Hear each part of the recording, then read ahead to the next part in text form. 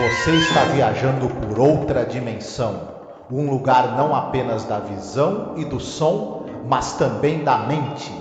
Uma jornada em uma terra maravilhosa, cujos limites são os da fantasia. Sua próxima parada, além da imaginação. Brothers and sisters, we are congregated here today to pay homage to our dear brother, Jefferson Myrtlebank. We all know that Jeff Myrtlebank was a good boy. He didn't always show up to Sunday school on Sunday, but we never saw him at the bootleggers on Saturday night either. Amen. We're all going to miss his fine youth. The good Lord must have had a powerful reason to want to take him so young in life. Hallelujah. But we all know that the Lord moves in mysterious ways. And today,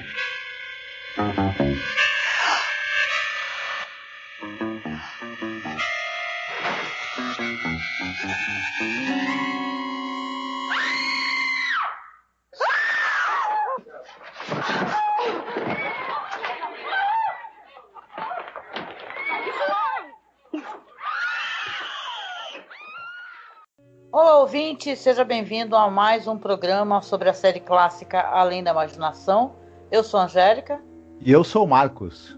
Hoje nós iremos falar sobre o episódio número 88 no geral da série, episódio número 23 da terceira temporada, The Last Rites of Jeff Myrtlebank. Os últimos ritos de Jeff Myrtlebank. Sim. Esse episódio é dirigido e escrito pelo Montgomery Pittman.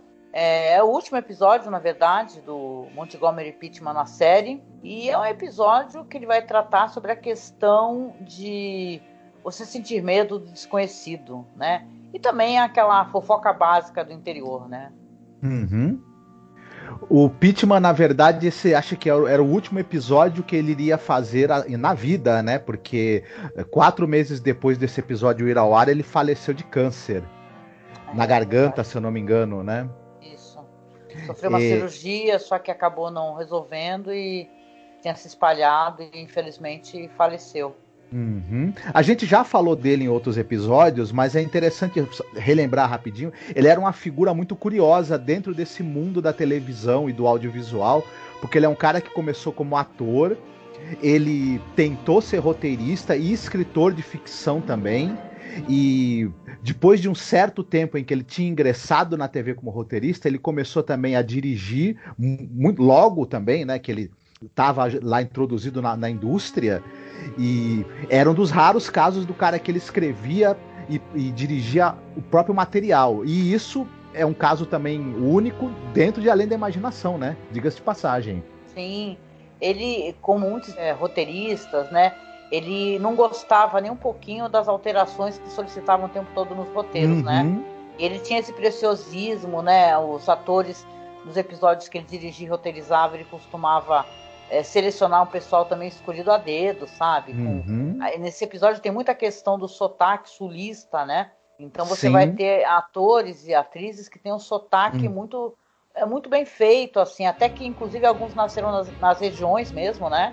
Então, na região do sul, né? Tem uma curiosidade também que no episódio, a gente comentou do primeiro episódio, né? Que o primeiro episódio da temporada foi do Montgomery Pittman, né, o Chu. E a gente havia comentado que ele queria, na verdade, que a enteada dele, né, que ela fizesse ali o papel que foi da Elizabeth Montgomery, que é o nome dela é Cherry Jackson, né? Só que acabou não rolando, porém nesse episódio aqui tem a enteada dele, né, trabalhando, fazendo o papel. Eu acho que esse cara, como você mesma falou, ele também escalava o elenco.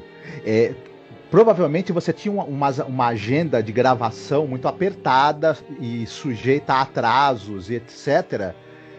E devia ser bom você ter um cara como ele, que você entregava na mão dele o produto completo. Ele escrevia, escalava o elenco, dirigia, ele te entregava o episódio pronto, sem precisar envolver mais gente da produção. Claro que tinha o produtor, tinha tudo isso, mas isso devia ajudar muito na agenda, que você confiava que tinha 1, 2 episódios na temporada, que o cara estava produzindo ele mesmo estava fazendo, escrevendo, dirigindo, etc., e você podia tocar os outros, né?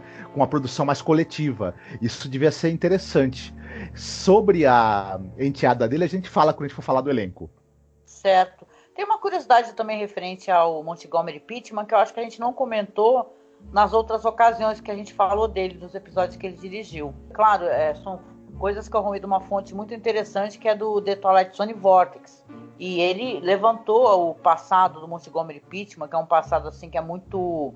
É meio perdido, assim, não se escreve muito, né, sobre esse ator, roteirista, diretor. O pessoal quer saber, né, havia sempre uma curiosidade, como é que ele foi parar em The Twilight Zone, né, ou mesmo como é que foi a carreira artística dele. E tem um lance que o ator Steve Cochran, que é daquele episódio What You Need, né, para quem recordar, é o episódio que tem um senhorzinho que ele vende artefatos que acabam sendo mágicos, né? E ele faz o papel daquele cara vilão que força o velhinho a tentar obter para ele ganho financeiro através dos objetos, né? E ele prometeu, ele conhecia ele, entendeu? Falou assim, olha, vem para cá, para Los Angeles, que você vai arrumar um emprego aqui, eu vou tentar te ajudar na carreira de ator. E ele primeiramente foi inclusive zelador da casa dele, do Steve Cochran. Quer dizer que depois ele acabou se estabelecendo numa carreira realmente de ator. Acabou que nos anos 50 ele começa a voltar a atenção dele para a escrita, né, para escrever. Então ele, né, participou de alguns dramas e depois acabou em The Twilight Zone, né, porque ele acabou conhecendo o Buck Halton primeiro e depois teve acesso ao Rod Serling. Sim, ele teve essa carreira meio curta, né, mais ou menos 15 anos de atividade antes de falecer na televisão, mas enfim, uma carreira muito importante. Outra característica dele é que ele transitava de um gênero para o outro com uma certa facilidade. Ele tinha uma visão muito, muito, muito clara do que ele queria, e isso é difícil você escrever e dirigir transitando entre gêneros ainda, né? Então ele tinha esse talento. Ele acaba não sendo muito lembrado pelos fãs, assim, dos melhores episódios da série, mas ele certamente é um cara que tem um diferencial ali, curioso, né? Eu concordo contigo. Ele tem até uma tendência de subverter, né, certas questões. No caso, por exemplo, The Grave, é um episódio onde você tem o pistoleiro e tal, o cara que ele é o cara que busca as pessoas, o mercenário, ele é um covarde. No primeiro episódio mesmo, o Chu, quem é a pessoa mais agressiva é a personagem da mulher, da Elizabeth Montgomery. Então ele costuma subverter essas questões, né? É interessante. É verdade.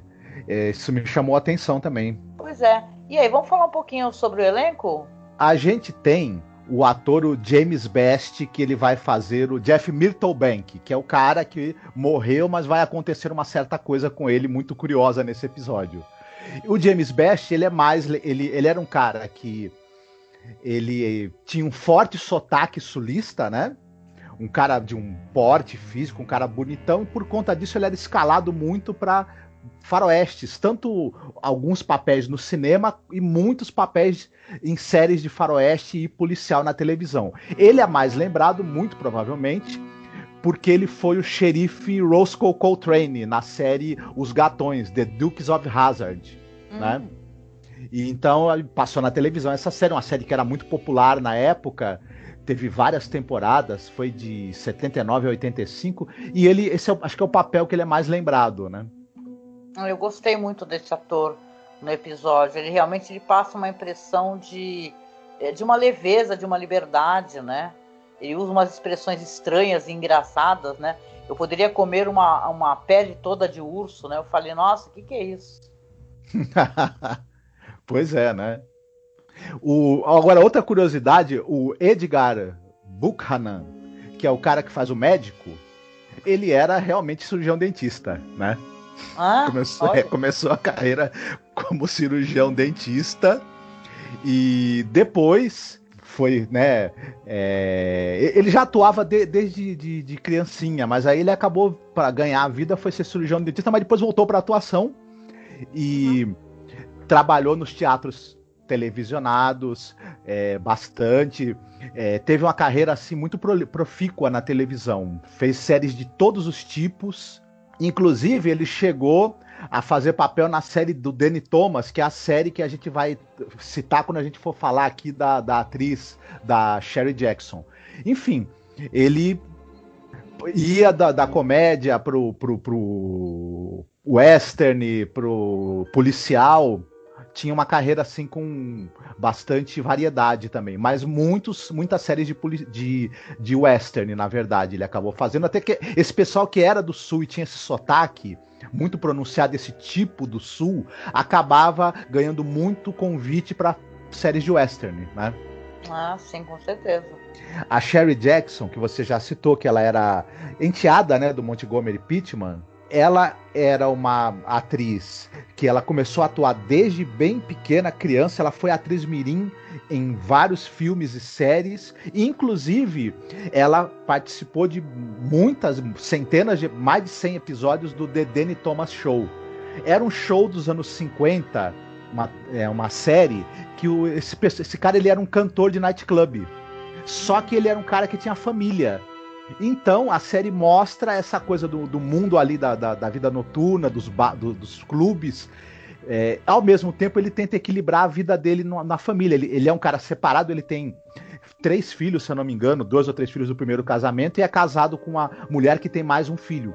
Uhum. E aí vai mostrando essa coisa da dinâmica da vida familiar, equilibrada com a vida de cantor da noite. E ela, a menina, a Sherry Jackson, ainda adolescente, ela faz uma filha do primeiro casamento desse personagem. Enfim, além de tudo, ela fez participação em muitas séries de TV. Ela fazia muito esse tipo bonita, sexy, simpática, enfim. E ela foi uma figura muito fácil na televisão, assim. Uhum. E o último que eu gostaria de chamar a atenção é o Lance Filler, que ele faz ali o valentão, que é irmão da noiva do nosso personagem. Que ele tem um nome engraçado. Como é que é o nome dele mesmo na série? Pô, o episódio é cheio de nomes estranhos, né? Caramba, não é Orcrim, não. Orgran, né? Orgran, isso. Orcrim é lá a cambada de pessoas, né, que não prestam. Orcrim. Uhum. O Lance Filler, ele era um cara do cinema B. Ele fazia pontas em filmes B, aqueles filmes que era quando você tinha uma sessão dupla, né, ele era o filme que passava antes do filme principal, né, os filmes de aventura, de ação, filmes de faroeste de baixo orçamento. Ele participava muito em filme de baixo orçamento, filme B, e participou também em muitas séries de televisão, mas sobretudo ali naquela linha ali do policial, faroeste, né? Uhum. Ah, legal, muito interessante, né? Tem um elenco assim que é meio um elenco de apoio, né? Mas é um bom elenco de apoio, eu me arrisco a dizer, porque todas as figuras que aparecem, mesmo estando assim em primeiro plano, tá na história, elas são muito boas, né? Desde o padre até as crianças, né? Que aparecem logo no comecinho.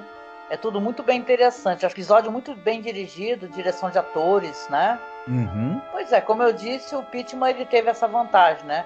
De poder escalar e inclusive dirigir o episódio que ele roteirizou, né? Então você tem ali uma preocupação com dialetos, maneirismos, né?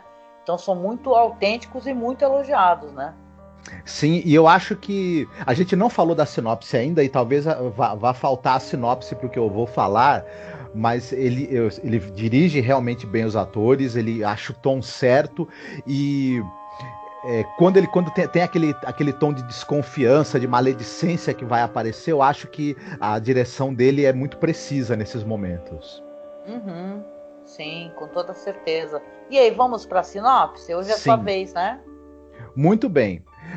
Nós estamos ali no enterro de um cara chamado Jeff Myrtlebank. Ele é um jovem ali do sul dos Estados Unidos. Tinha uma vida, né? Tava namorando, ia ficar noivo. Era um cara conhecido ali daquela comunidade, daquela cidade. E ele morreu. Não lembro qual foi o problema dele. Ele teve uma gripe forte, né? Se eu não me engano. E faleceu. E estão ali, né? Fazendo os discursos, relembrando o quanto ele era um bom menino, um bom rapaz, ali ao lado do caixão dele. Em um determinado momento, a tampa do caixão se abre e o nosso amigo Jeff levanta. É uma cena ótima. É claro que isso vai gerar uma certa confusão e muita desconfiança das pessoas e receios e medos, e tudo isso é o que o episódio vai tratar. O que acontece depois que o nosso querido Jeff Myrtlebank retorna dos mortos sem avisar, né, durante o velório dele? Olha, ele já começa o episódio muito divertido, né?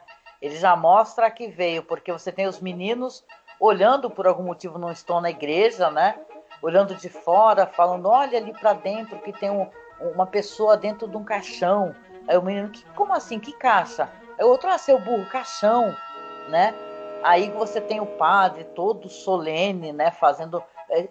a vida desse jovem foi ceifada. Assim, aí até tem umas lances engraçados. Aí o padre fica elogiando ele, falando assim, ele não era de beber, ninguém via ele bebendo, as pessoas concordando, olhando pro lado assim, né? Meio você entende que ele devia beber de vez em quando, só que ninguém queria comentar ali, né, naquele momento. E aí, simplesmente o Jeff abre a tampa do caixão, entendeu? E ainda senta com o olhar meio fixo, assim, falar, tipo, ele não fala isso, cara, mas tipo, que porra é essa, entendeu? Aí todo mundo correndo, não, ele não fala que porra é essa, ele pergunta assim, tipo, que é isso? O que tá acontecendo? Todo mundo sai correndo desesperadamente, inclusive os pais dele, os amigos todos, claro, ali é uma comunidade, namorada, ninguém fica, cara, ninguém fica mesmo. O único que fica pra trás é o padre, que fica na porta lá, que ele tá bem bravo, né, o Jeff, né? E fala assim, calma pessoas, todas as pessoas lá fora, né? Cometemos um erro, né? Aí todo mundo olha pro médico, né? E tem um lance esse negócio do médico, porque tá na cara que alguém vai apontar o dedo pra ele e falar, porra, meu, você deu o diagnóstico de morte pro cara e o cara senta no velório dele, porra, vai estar prestes a ser enterrado, né? Tanto que o Jeff fala, pô, já pensou se vocês tivessem me embalsamado? Já era. Então começa... primeiramente, a primeira pressão é logo em cima do médico, né? Que fala que... Olha, o médico... É engraçado esse episódio, mas ele é uma comédia meio que involuntária. Não sei se tu concorda comigo. Ele não é aquelas gags, assim, bem visíveis. Porque é muito bem sacado, porque o médico começa a mentir descaradamente. Ele inventa o nome de uma doença lá em latim e fala que mais de 1.500 anos que está rolando essa doença e tudo na Europa. Né? A doença, não sei o que lá, do falso morto, eu não lembro do nome que ele fala, mas aí o pessoal fala, não sei não. Ele, não, porque eu estou falando, com certeza esse homem então não estava morto, não foi erro médico, e fica, né, toda essa tensão até que é quebrada no momento que a irmãzinha dele corre e abraça ele, né? Aí eu até lembrei daquela animação do Corcunda de Notre Dame, porque no final a criança que quebra, né, também o receio das outras pessoas por preconceito, claro, e vai abraça o Corcunda assim, e a mesma coisa, aí todo mundo começa a tocar no Jeff, a mãe dele se aproxima, o pai, né, fala que vai assar um coelho, assar não, ela vai fritar um coelho para ele, né? Uhum. Pois é, o que eu achei muito curioso, e pensando inclusive agora sobre o que você está falando, realmente esse episódio ele é engraçado, né? Ele tem obviamente uma pegada de humor, mas quando a gente começa a pensar um pouco, ele tem uma coisa interessante de questionar, primeiro a reação das pessoas diante de algo desconhecido, de algo inexplicável, e como as pessoas reagem movidas pelo medo, pela não aceitação, e elas começam a ficar, inclusive, porque elas vão aceitar, como né, o retorno dele a princípio, mas depois ele tá um pouco diferente, ele tem uma outra atitude diferente, ou as pessoas acham que ele tá diferente. Na verdade, as pessoas não aceitaram realmente o retorno dele, na hora fingiram que aceitaram ele, mas começaram a depois, aquela dúvida e aquele medo que ficou, foi aparecendo, e aí a gente percebe isso, começa com essa questão do médico tentando tirar o corpo fora, de ter errado o diagnóstico, mas o médico acaba plantando uma dúvida na cabeça das pessoas, as pessoas não acreditam na mentira dele, começam a achar, não, esse cara estava morto mesmo, esse cara voltou, e agora, o que é esse cara? Ele é um espírito maligno? Ele é uma pessoa que... Ele é um morto-vivo? O que ele é? E aí começa toda a maledicência e as pessoas falarem coisas que estão olhando sobre ele e inventarem também, né? E vai aquilo começando a virar uma situação até perigosa e complicada para ele, né? É um telefone sem fio, né? Porque como é que isso começa? Ele já passou um tempo, ele já tá trabalhando com o pai, e a irmãzinha tá na mesa, só que quando ele fala que vai trabalhar todo animado, né? Aí a mãe fala, nossa, ele está diferente. Aí o pai pergunta por quê? Porque agora, antes ele não queria saber muito de trabalho, era meio preguiçoso, agora tá lá todo feliz, né? Fica o tempo todo trabalhando, à noite por aí ele fica caminhando, e a menininha escutando tudo, né? Aí quando ela vai encontrar as crianças, que são esses meninos que estavam fora do velório, e comenta, aí já passa de boca em boca, né?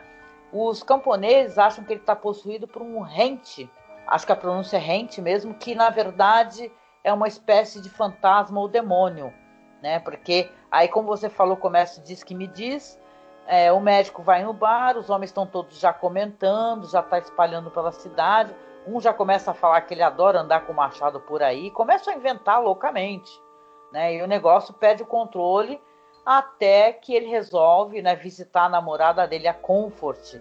Eu achei ótimo os nomes, sabe, dos personagens do episódio.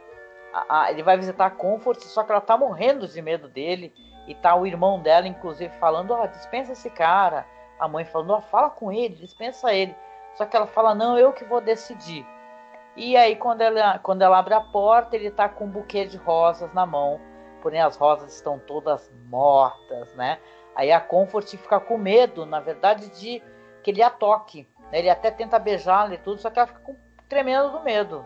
Sim. É interessante, a gente percebe que ela continua gostando dele, mas a força da fofoca já tá também influenciando a noiva. A força da fofoca. Não é a força do querer, né? A força da fofoca. É a força da fofoca. Né?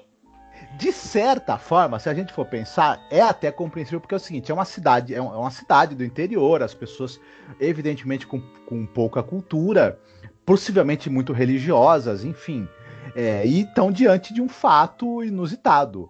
E poderiam reagir com esperança, com fé, com aceitação, mas reagem com desconfiança e violência. Aceitação, se a pessoa levantar do caixão, cara, sempre vai rolar um certo receio, eu duvido. Uhum.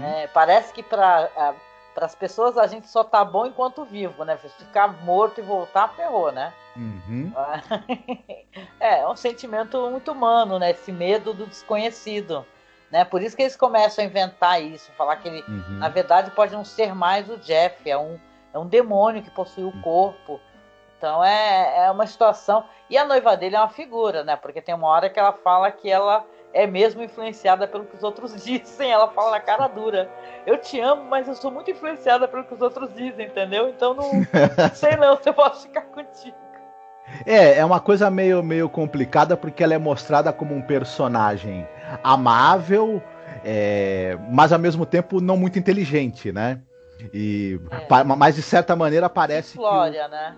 Simplória, né? Mas ao mesmo tempo parece que ela tem sim um senso de moral e um senso de fidelidade aos sentimentos dela, né? Enquanto que o pessoal da região ali da cidade, se a gente for pensar também é uma coisa meio de rejeitar o diferente, né? De ter um preconceito e um medo do diferente. Tem essa possibilidade dessa camada também, eu acho, né? Com certeza, né? Para resumir, eles vão acabar se decidindo, os homens do bar, né, todos, até porque o Jeff deu um pau no irmão da Comfort, né, que ele resolveu intimar o cara, veio falar, eu já bati em você mais de 100 vezes, aí ele vira, e aí, mas recentemente você tem me batido? Aí dá um socão nele, a próxima cena ele já tá falando pros caras lá no bar, que ele nunca foi assim, teve essa força, ele podia esmagar a gente com as próprias mãos, e os homens resolvem todos, né? E aquela turba, né, furiosa, tudo em cima de um Carenbeck. Me lembrou a corrida maluca, sei lá, por algum motivo, o negócio. E a Comfort vai lá avisá-lo.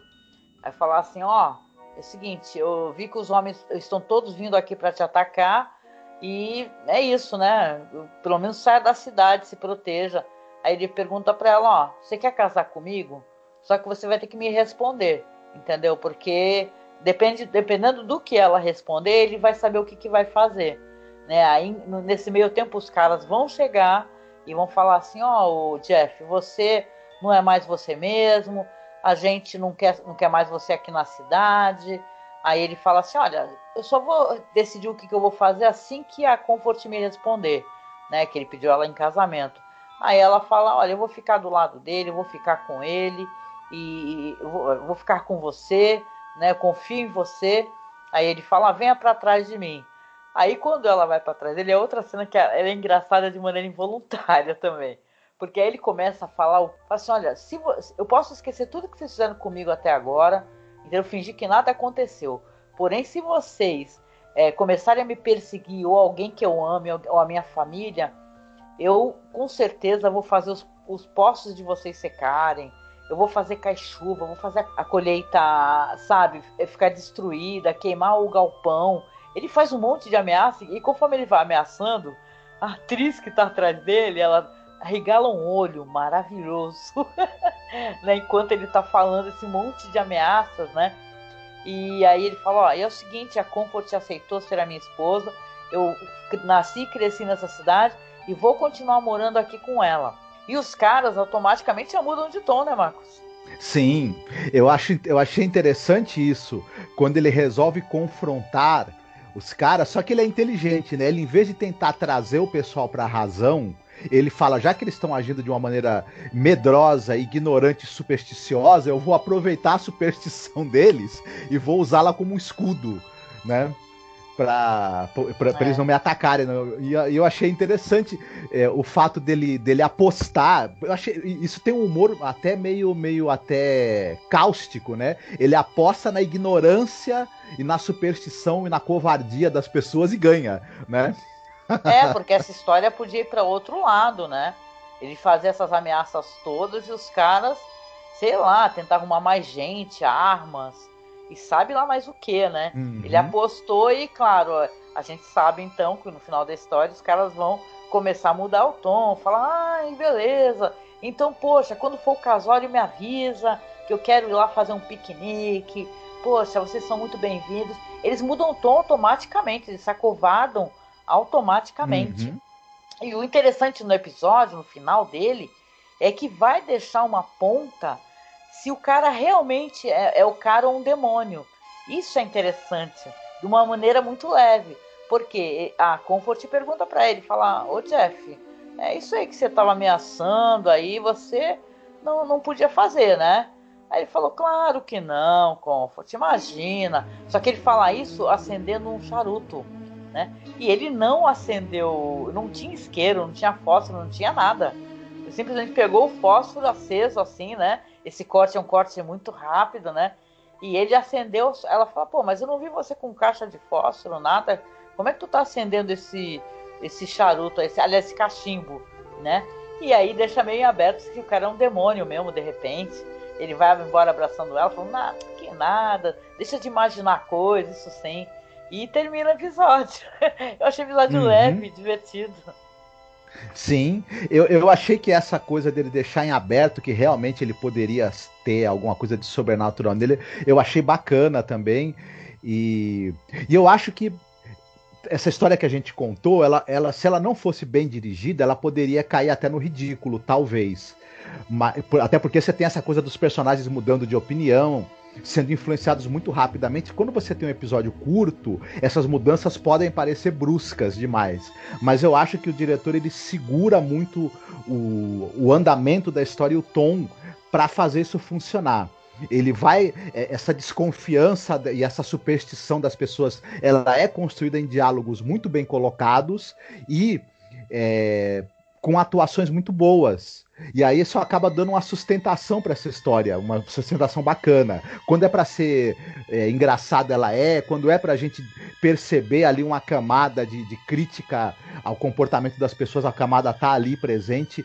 O final é bem bacana e tudo, e esse tom leve permanece do início ao fim, né? Podia ser algo mórbido, mas não é, porque é feito de uma maneira que você não... né? Não tem nada de pesado ali, mas tem aquela segunda leitura que dá pra fazer. Eu gostei do episódio, achei bacana. É verdade. Eu lembro daquele filme com a Meryl Streep e o falecido Philip Seymour Hoffman, que tem um filme chamado Dúvida, lembra? Uhum. Porque se tem uma coisa que esse episódio tem, ele tem uma lição de moral sem ter uma lição de moral, vamos colocar assim, porque ele como ele tem esse tom de leveza, ele não faz assim, não pesa a mão, falar, nossa, aqui tem uma história para você pensar isso aqui. Não, você vê que as pessoas estão todas falando, e esse negócio, esse processo da fofoca e do diz que me diz que vai embora, eu digo que me lembro do Dúvida, porque tem um momento nesse filme que o personagem do Philip Seymour Hoffman fala para a personagem da Meryl Streep, fala, olha, fofoca e maledicência é que nem você pegar um travesseiro cheio de penas, né, e você do alto de um prédio jogar, né, todas essas penas, e depois quando você sabe, você quer reparar, né, aí é mesmo que você tentar catar todas as penas que você jogou. Uhum. Então é isso, né, inclusive a gente pode fazer uma leitura muito óbvia com fake news, né, que para você fazer com que uma fake news ela se prolifere é uma coisa muito rápida, mas você ter a verdade, né, ela vem bem lentamente, devagar, e dificilmente ela vai conseguir atingir as mesmas pessoas, né? Uhum. Então tem essa lição de moral, assim, no episódio, tem essa coisa demoníaca e divertida ao mesmo tempo, né? Então é um episódio realmente bem legal, assim. Eu gostei dele. A gente também não pode deixar de citar, eu acho importante, a cena em que tem a luta do Jeff e do Orgran e tem uma gaitazinha, uma musiquinha de gaita sincronizada direitinho com a luta. É sensacional. É genial, cara, é genial. Mas é maravilhoso esse cara que toca a gaita, que o cara utiliza a gaita para dar o clima do negócio, o clima divertido, e quando é ação, sabe, os movimentos de luta ele coloca com a gaita. Isso foi uma sacada. O nome do cara é o Tony Morgan. Ele é um tocador de gaita muito famoso na época, né? E ele ganhava vida fazendo trilha sonora para séries de televisão, faroestes, né? As melodias dele são muito famosas. Inclusive a música dele pode ser ouvida nos episódios Hocus Pocus and Frisbee, que a gente não comentou ainda, e o Mr. Garrett and the Graves, que a gente também não comentou. São episódios da 5ª temporada. Uhum. E aí, episódio passado a gente esqueceu de fazer essa pergunta, né? Que você colocaria aí, Marcos, como ponto alto e ponto baixo? Como ponto alto do episódio, sem dúvida, eu já citei a luta dos dois ao som da gaita. Olha, me diverti demais com isso daí, né? E, não, eu acho que o episódio ele funciona direitinho, eu não tenho, assim, nenhuma crítica, embora eu goste mais dos episódios mais dramáticos e de ficção e terror. Esse daí é um episódio que ele tem um tom bem humorado, mas que me agradou, né? Eu gostei também, tem esse tom meio fabulesco, né, e tal, no episódio. Também para mim não tem ponto baixo, é um episódio divertido, que você assiste e você fica refletindo sobre ele depois, né? Você falou que lembrou a você uma história budista. Qual foi?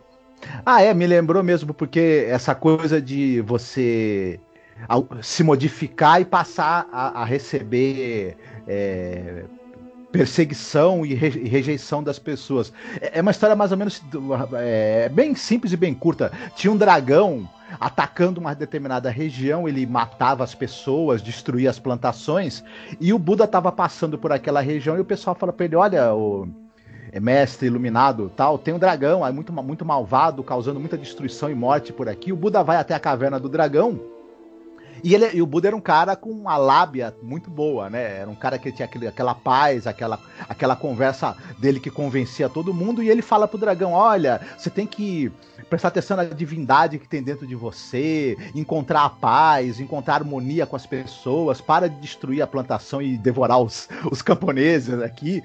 O dragão acaba sendo tocado pelo discurso do Buda e resolve se tornar um ser pacífico. Aí ele vai até lá os camponeses e fala, não, agora eu não vou ser mais malvado com você, não vou atacar mais vocês, vamos viver em harmonia de agora em diante. Os camponeses se armam do que eles têm e dão o maior pau possível, maior surra no dragão possível e imaginável. E onde o dragão vai, ele apanha que nem louco.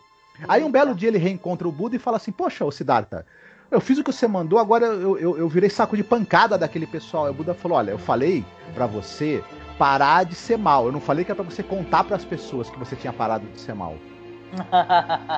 É isso aí, né? Propaganda é a alma do negócio. Muito boa a história, muito boa.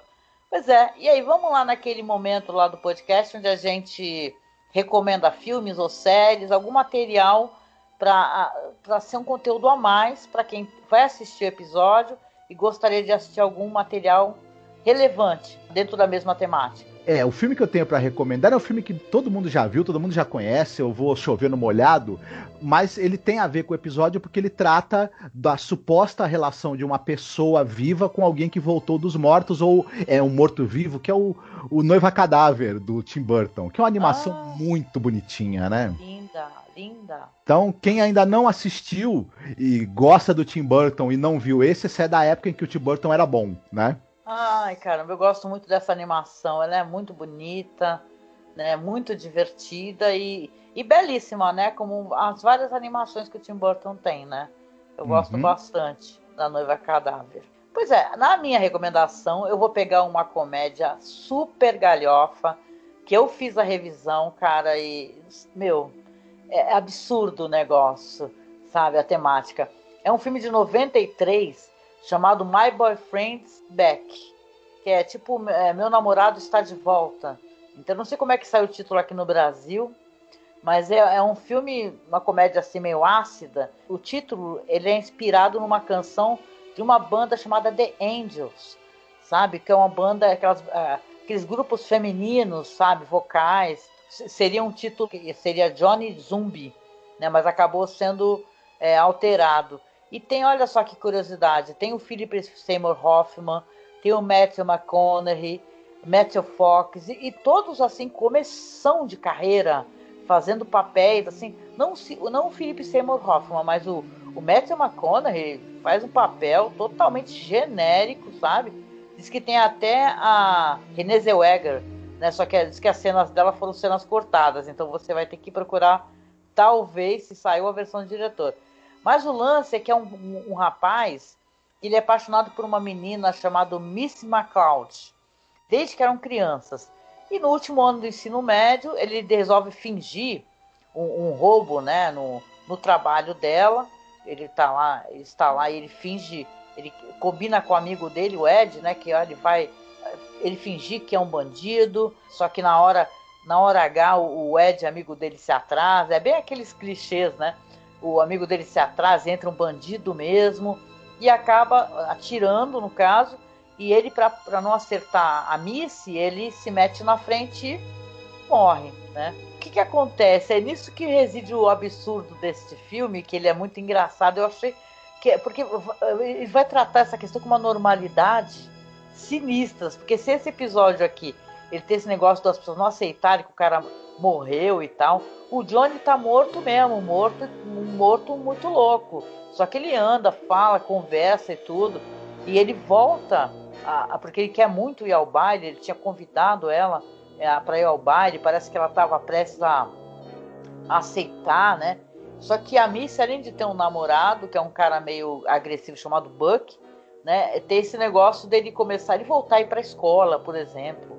Ele volta a ir para a escola e ele se sente discriminado porque ele é um zumbi.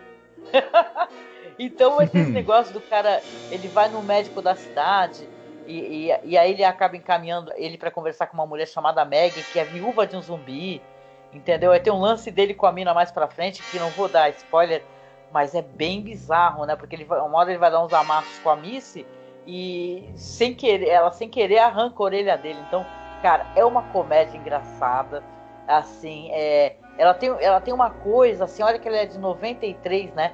Ela tem uma coisa, assim, de filme dos anos 80, sabe? E é muito bizarra, porque as pessoas discutem, na verdade, essa questão, apesar de ele sofrer discriminação na escola, é uma coisa normal ver o Johnny andando por ali, entendeu? Sendo que qualquer outra situação, né, você ia se ficar desesperado, né? O cara levantou, né? Então, é um filme que ele tem péssimas críticas, gente. Recebeu críticas péssimas.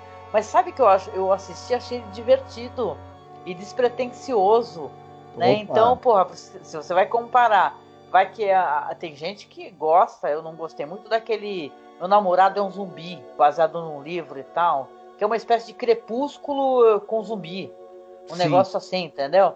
Então esse daqui eu acho muito mais divertido. Ele tem muito mais uma vibe, um morto muito louco.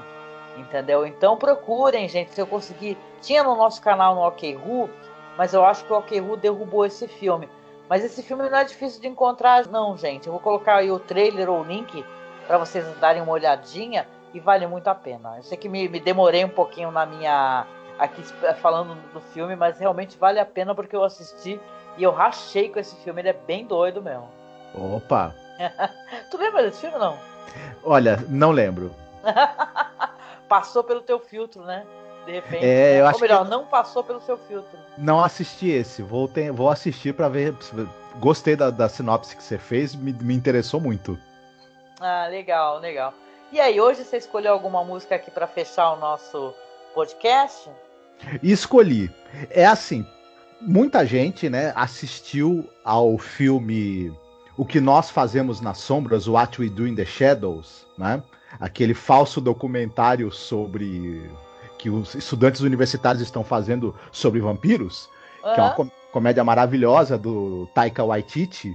Sim. Tem a série também. Na música, na abertura do filme e na abertura da série também toca uma música. Essa música, ela é tocada por uma banda, só que ela é uma regravação. A gravação original é de uma cantora chamada Norma Tanega. Então essa música que eu gostaria de tocar, You're Dead, Norma Tanega. Nossa, eu sou apaixonada por essa música. A história dessa mulher, hein, Marcos? A Norma... É Tanega ou Tanega, não sei. Eu sei que é incrível. Claro, a música tem um outro significado, né? Talvez seja legal você falar sobre isso, né? Tem um outro significado. Porém, funciona maravilhosamente em What We Do in the Shadows. Uhum. Essa música, ela fala que você está morto e você não tá mais adaptado ao mundo por causa disso. Só que a gente percebe que tem uma outra significado aí. Você tá morto porque você agora é diferente, porque agora você não se enquadra mais no que as pessoas querem que você seja. Então por isso que é como se você tivesse morrido, né? A sua humanidade acabou, né? A sua empatia acabou. Então é uma coisa interessante, assim, e acho que ela também se encaixa um pouco com a segunda leitura que esse episódio pode trazer pra gente. Sim, com certeza. Adoro, eu tava esperando uma oportunidade também para poder escolher. Ainda bem que você recordou.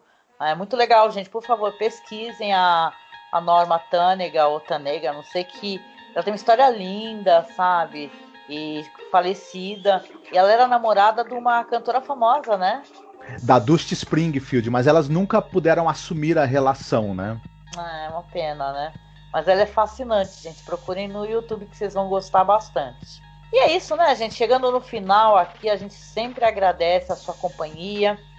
Deixa para vocês os nossos links, né? Que são os links onde a gente pode ser encontrado nas redes sociais. No Facebook nós temos lá a nossa página Masmorra Cine. Temos a página novinha que a gente criou esse ano, que é The Twilight Zone Behind Scenes, onde tem fotos, tem documentários, tem curiosidades da série. A gente quis criar essa página para poder dar um outro conteúdo também. É legal, você vai ver fotos de bastidores, isso é muito interessante. Temos o perfil do Instagram, que está sendo capitaneado pelo nosso amigo William Funchal. Obrigada, William. Não deixe de seguir, tá? Que é @masmorracine. Temos lá o nosso Twitter, que é @masmorra_cast. E também, claro, temos os nossos perfis de apoio. Se você quiser apoiar a gente para que o nosso podcast continue, ele não pare, seja o nosso padrinho lá no Padrim ou madrinha, né? Lá no Padrim, ou no Colabora Aí. E agora a gente também tem Pix, então você pode olhar aqui dentro da postagem o Pix para poder ajudar a gente diretamente e muito mais rápido, né? Então é isso, né, Marcos? A gente deixa aqui um abraço, um apertado para o nosso ouvinte, deixa um beijo também gostoso, se cuidem e a gente se vê aí no próximo podcast sobre Além da Imaginação. Fiquem bem, fiquem vivos. Beijo, tchau, tchau. Tchau. Don't sing if you want to live long. They have no use for your song. You're dead, you're dead, you're dead, you're dead and out of this world. You'll never get a second chance. Plan all your moves in advance. Stay dead, stay dead, stay dead, stay dead and out of this world. don't stand in the sun. There's too much work to be done. You're down, you're down, you're down, you're down and out of this world.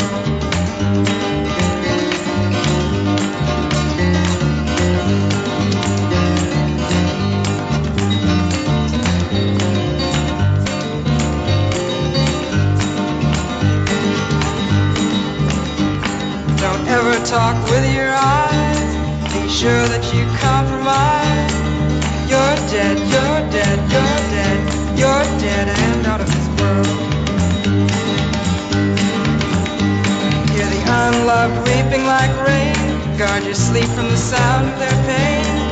Long gone, long gone, long gone, long gone and out of this world.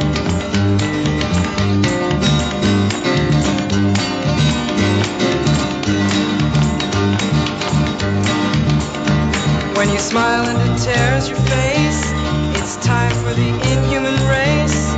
You're down, you're down, you're down, you're down and out of this world.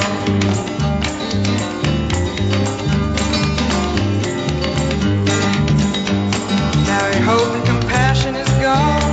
You've sold out your dream to the world. Stay dead, stay dead, stay dead. You're dead and out of this world.